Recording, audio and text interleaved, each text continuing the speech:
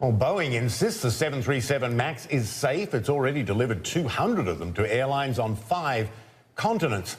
And our next guest is among those who insist Boeing hadn't told airlines or pilots about the potential hazards of the plane's new stall control system, and he is furious about it. Captain Jon Weaks is the president of the Southwest Airlines Pilot Union, joins us now from Washington. And this is the confusion. You know, was it in the manual? Was it not? Did Boeing give enough information? Boeing is saying that procedures were already in the manual. I mean, are you buying that? What was missing? Michael and Linda, good evening. If I may, let me start. We were first notified at SWAPA on a Tuesday or Wednesday of last week, around the 5th or the 6th, by our company of the impending service bulletin and emergency airworthiness directive that had been issued. Prior to that, we had nothing than our manuals that was given to us by the company, and as far as I know, the company did not have any information about the MCAS system as well. So that was, we did not know on the MAX aircraft that that system had been implemented and started. So if it turns out that this was the main reason for the Lion Air crash on October 29th that killed everyone on board, 189 people, what does this mean for all the other planes in operation right now, the Boeing 737 MAXs that are flying right now?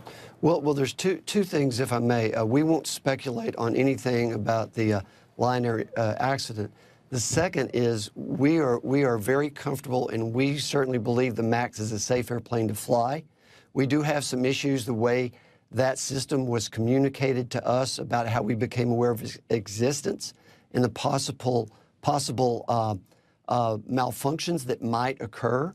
Now that we know the system exists, now that we know the possible problems that may occur, that gives us a heightened awareness to be able to address the incidents if and when they happen. We also are, SWAPA pilots are always trained on stabilizer incidents. We're trained on enhanced envelope training, unusual attitude training, and we also have annual training on the use of our standby instruments on the flight deck. So we're trained to handle the situation. I think what people are disseminating a little bit is the theory that we didn't need to know about this system because it would not occur in the normal flight envelope. We strongly disagree with.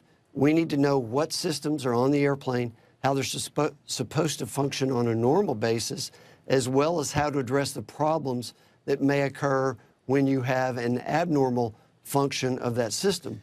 To give you point out something similar to that, we don't anticipate stall warning systems or Mach overspeed warning systems occurring on a normal flight either. Right. But we are trained on those systems, and we know they exist. Yeah, but the Wall Street Journal, quoting a high-ranking Boeing official, said the company decided against disclosing too much detail, concerned about inundating average pilots with too much information and more technical data, which seems a little condescending and patronising. I don't want you... We don't know what happened on Lion Air flight, but if you were in a theoretical cockpit and this situation occurred and you didn't know what you didn't know, what would it be like in that cockpit? The best way I know to answer your question, Michael, is if we had a runaway stabilizer or an abnormal stabilizer moving when we didn't think it should be moving, we have a procedure for that no matter what causes it.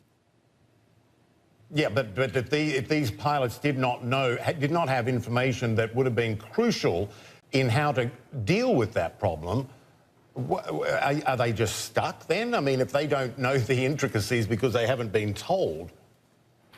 Right. No, they're not stuck. Like I said, we're not going to comment on anything on the Lion Air incident, but what's important to us is for us to realize there is a new system on the MAX that is not on the NG version of aircraft, and we need to know when that system and if that system would ever activate and what to do and what indications we might have if it was functioning abnormally. And I think therein lies your question, in that if you don't know the system exists, how do you deal with the abnormalities, or what do you, as you process the information you're receiving, what do you think could be causing that?